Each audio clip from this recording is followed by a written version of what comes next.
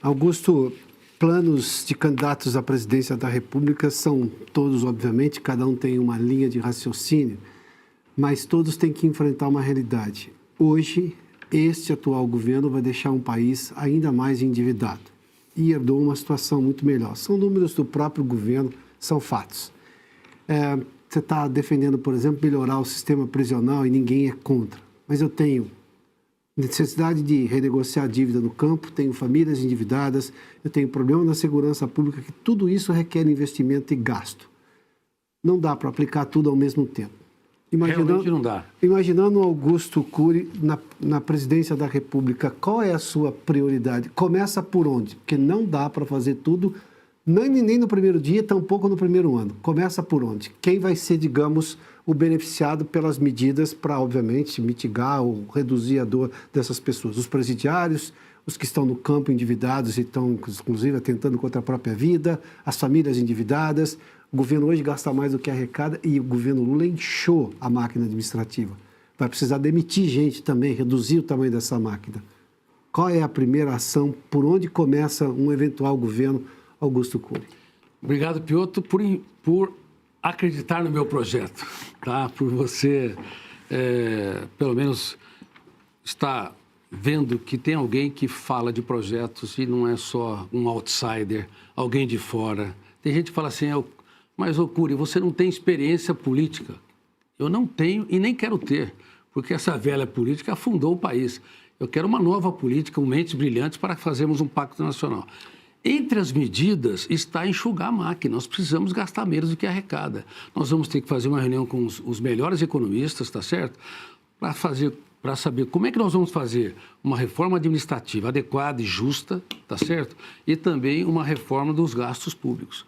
Porque do jeito que está, não é possível nós continuarmos. Senão a inflação vai estourar e cada vez mais o Banco Central, que é independente, vai usar essa estratégia de elevar os juros lá em cima, cortando o estímulo o impulso do consumidor e também a cabeça do produtor, com a mesma guilhotina. Então, a reforma do Estado é muito importante. Mas, indubitavelmente, socorrer o comércio e a agricultura com investimentos adequados, com juros civilizados, também deve ser uma das primeiras medidas que eu tomaria. Mas eu também te digo, nós deveríamos repaginar as embaixadas brasileiras. Elas deveriam vender o Brasil como supermercado do mundo e não apenas como fazenda do mundo. Nós temos brilhantes embaixadores, notáveis diplomatas, mas estão ainda no mundo analógico. Eles têm que ser 4.0. Nós temos que fazer 2 feiras por ano nos principais países para vender a indústria brasileira, vender a produção de terras raras transformada em metais preciosos. Então, você vende valor agregado e vender também proteína animal e vender nossos produtos aqui. Ou seja, as embaixadas vão ser turbinadas. E quem sabe, eu até penso que o ministro das Relações Exteriores deveria ter mais poder político, à semelhança dos Estados Unidos. Por exemplo, nós lembramos de Henry Kissinger, que atuava no mundo auxiliando o presidente. Sim. Nós temos o Marco Rubio hoje como secretário de Estado.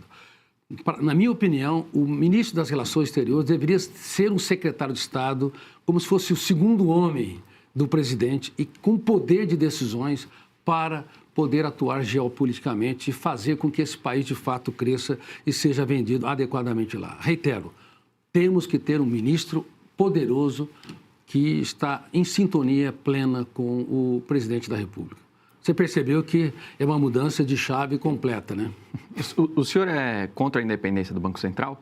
Não, eu sou a favor da independência do Banco Central, totalmente a favor.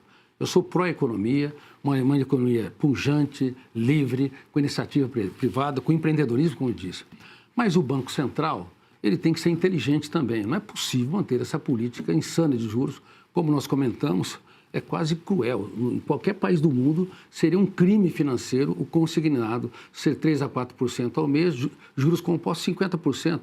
Se é garantido o crédito, que é descontado em folha, isso seria um crime em qualquer país do mundo. Augusto, me permita, então, só interferir. Vamos fazer a pergunta Tostines, né?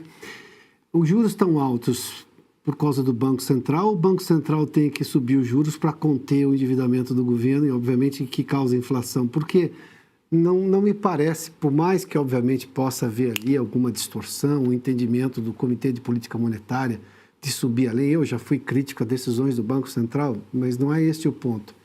Os juros não estão aí de graça. O país estava pronto para ter uma queda importante de juros.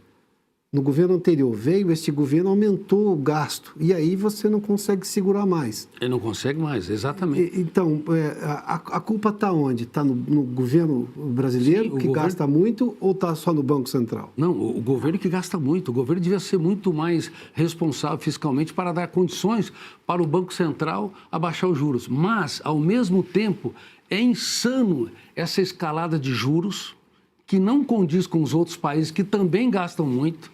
Para que sermos os campeões? Na verdade, se o governo for responsável, gastar menos, você dá condições para abaixar os juros. Mas se chegou a um juros tão grande que você não consegue abaixar mais, porque se você abaixa rapidamente, você explode a inflação. Então, honestamente dizendo, se o governo fosse mais responsável fiscalmente e tivéssemos pessoas do Banco Central que já tiveram experiência na iniciativa privada, já colocaram seu dinheiro em risco no passado para montar uma empresa e saber que é impossível, é insano pagar 20% ao ano de juros com uma lucratividade de 5%, nós teríamos um grupo de conselheiros que não chegasse a esse patamar. É cruel, é um suicídio financeiro essa taxa Selic. O candidato toma decisão. A gestão do Paulo Guedes ou a gestão do Haddad? Não tem dúvida que a gestão do Paulo Guedes foi uma gestão muito mais adequada.